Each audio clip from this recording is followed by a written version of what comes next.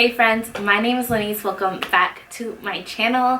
I am excited to be sharing with you guys today. So in my last video, after I posted it, you guys gave me all of the questions. So like, what happened to your boyfriend? Where does your husband come in? What happened next? And so you guys, today is the day. I am finally gonna give you part 2 to my testimony. So spoiler alert, that boyfriend was actually Oscar, who is my husband now.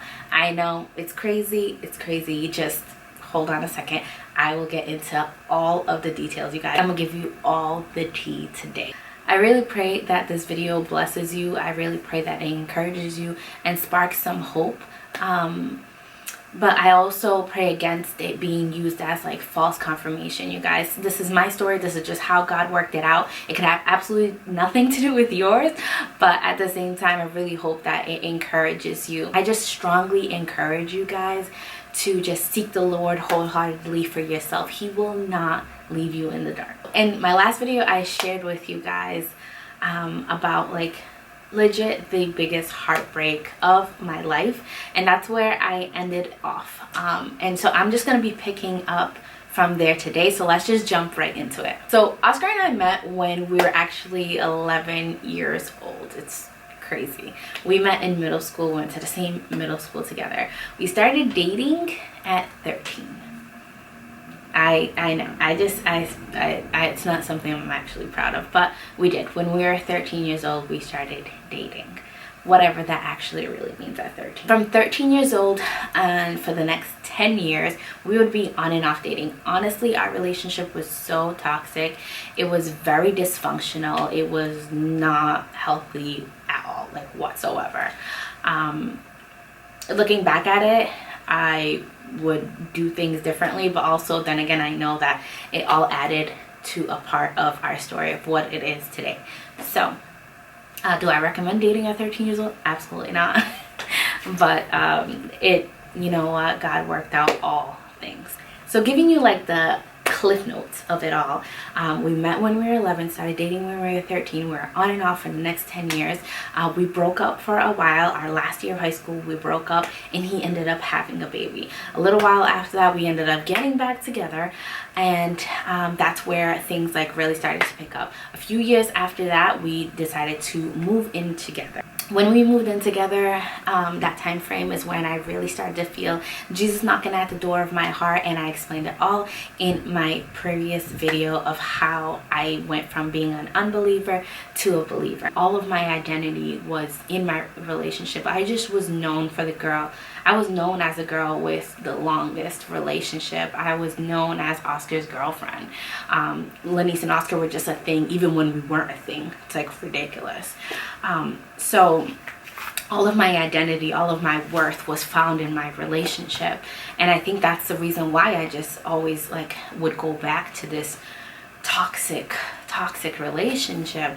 It's because I didn't know my worth outside of it. You know, I didn't know my identity outside of it. And here was God giving me a word and a promise to let me know like who I am, whose I am, what I mean to him, and that he would go before me and be my rear guard. So in that moment, I was just like, you know what? I am good. I am so good.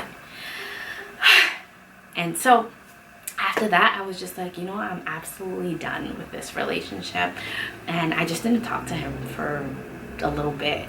But he kept calling me and asking me if we could just meet up to talk and or at least like seek a pastor's guidance, so at least we could just be friends or just not end up in a negative note as we did.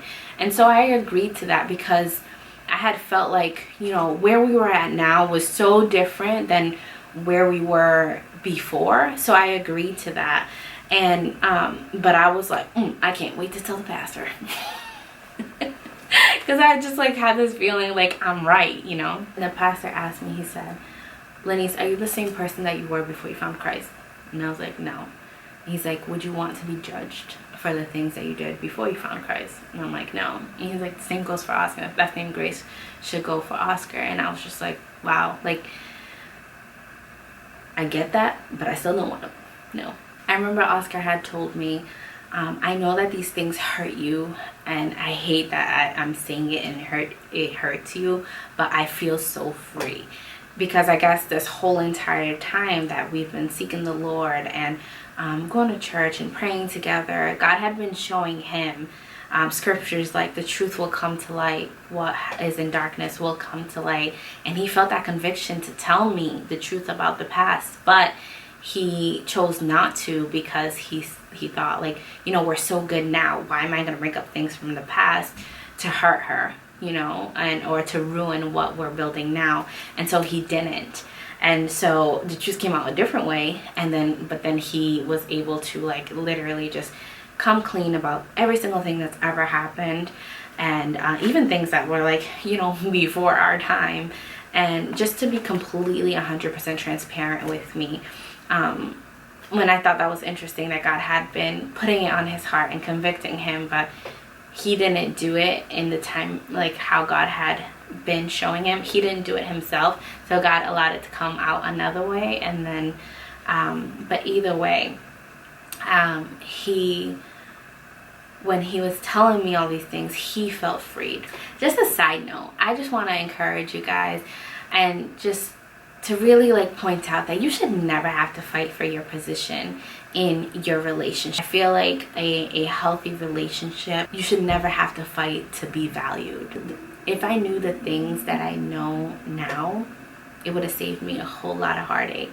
But that heartache that I felt was, honestly, it was my biggest heartache, but the biggest blessing. Because that night, that heartache, God revealed himself to me in a way that I had never experienced him before. And I swear that night changed the, like, course of my entire life. And my parents weren't upset at him. The pastor was encouraging me to, like, forgive him and move forward.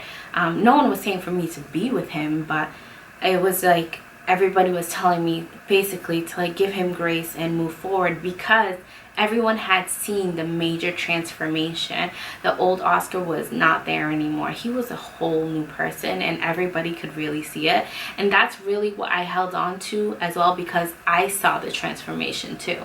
It wasn't just he was sorry and, you know, but it had been this time frame of him, like, seeking the Lord. He's worshiping, he's changing. Even the way that he started living his life was very different. And for him to come clean about all of that stuff, I knew that something was there that was different. We decided to go to counseling, and it wasn't in a way where we're going to counseling to, like, be together. It was just, we're going to counseling to, like, get, like, just a mediator to get through all of this stuff that had happened. Because from a place of, you know, we were just living this worldly life, and then started putting God at the center of our relationship, and things started shifting. We know that God spoke to us about not living together and being celibate. So all of these things, I feel like God was piecing all of these things together. So I had that in my mindset, and the fact that he had changed so much. So there was something there that left the space open for me to be like, okay, we'll go to counseling, but I'm still not gonna be with you. We literally would go to counseling. I would sit on one end of the couch, and he would sit at the other end of the couch. I was just, like, so done. And then at that point, I was still seeking God wholeheartedly. Like, this was just, like, my time. It was just, like, me and Jesus' time. So God had been speaking to me about taking some space. So I legit booked a ticket, and I left the country. I went to Cape Verde for 30 days, and in that 30 days, you guys, the amount of things the Lord spoke to me about, just so many things happened while I was out there. But this is where God confirmed to me that Oscar was my husband, and this is how. So before I get on the plane, Oscar gives me a USB. He's like, you know, watch it. You have 8 hours. There's some videos on this. Watch it.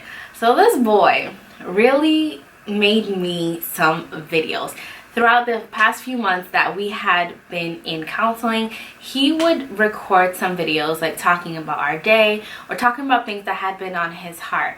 And I just thought that this was, like, one of the most thoughtful things, but it was still, I was still very hard to be impressed at this point, right? And one of the videos, he was like, reach into your bag and get it. And I was just like, I reach into my bag, and it's this box, and I open it, and it's a ring. And I was like, oh heck no, this boy's not about to try to propose to me. And like, as I'm having these thoughts, he was like, just don't freak out, it's not an engagement ring. I am literally just asking you to allow me to be your best friend, and this is a promise ring that I will never lie to you ever again. And I thought this was like super thoughtful, but at the same time I was like, no. I am not going to be led by my emotions anymore. Like, I felt like, because before, when I was younger, I thought Oscar was the best boyfriend ever. Like, you know what I mean?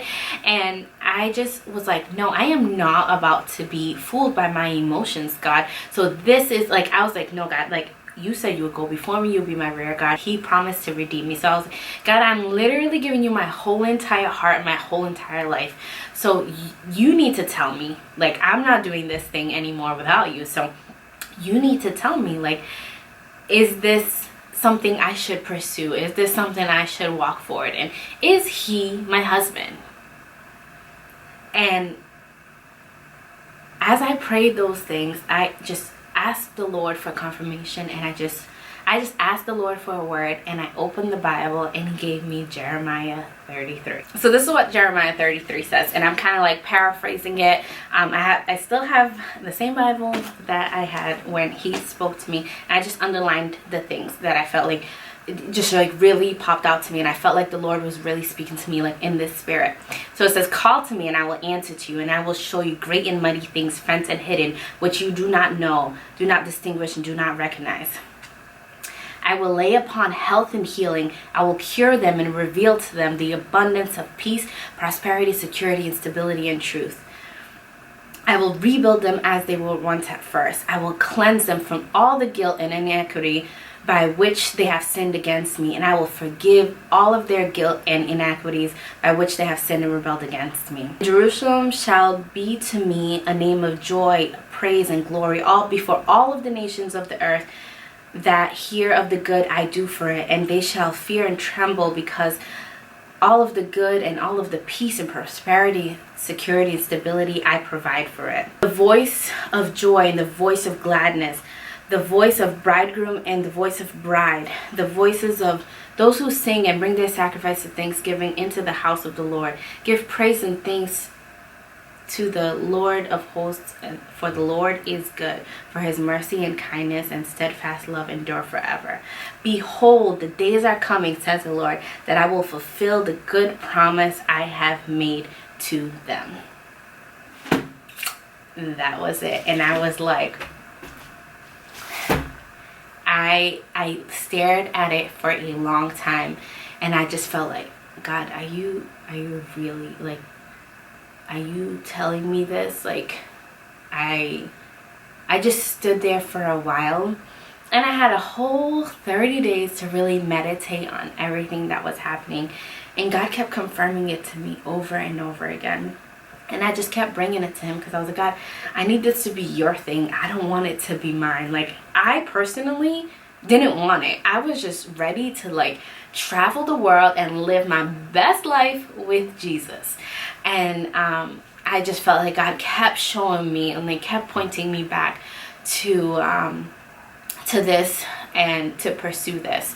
And so that's exactly what I did. When I got back to the States, and we decided to start counseling, as in we were going to be together, and we decided to start courting. So I'm going to end this video here. That is part 2 of our testimony. In my next video, I'm going to go into courting, us dating, what that really looked like, how I almost just gave up on the whole entire thing, was like, forget this whole celibacy thing, us getting engaged, and then us getting married. There's so much that goes into it, and it's just like God came in and just came in, showed up and showed out. And the thing is, you guys, I allowed him to. Like I said this before, he's like a gentleman. He knocks at the door of our hearts, but only comes in if we allow him to. And so that's exactly what happened. I feel like once, even though I was doing things like kind of like all wrong, like, you know, just I was you know, we would pray together. Me and Oscar as a couple would pray together and then roll around and have sex. Like, it didn't make any sense, right? But I feel like God still used those moments to start ministering to us and to start, we were seeking him and trying to put him in the middle of our relationship, and that's when everything shifted for us, and he used all things, right? So yeah, and this is just my testimony, you guys. I know that the Lord spoke to me, and I'm gonna continue to share it with you guys. But yeah, that's our story. I'm not saying this is I know all, end all, you know what I mean? This can have absolutely nothing to do with your story. But a lot of these things I really wish I knew before. If there was somebody to tell me these things before, I would have saved me a whole lot of heartache. So I just hope that this video encourages you, that it blesses you, and yeah, I will see you on my next video.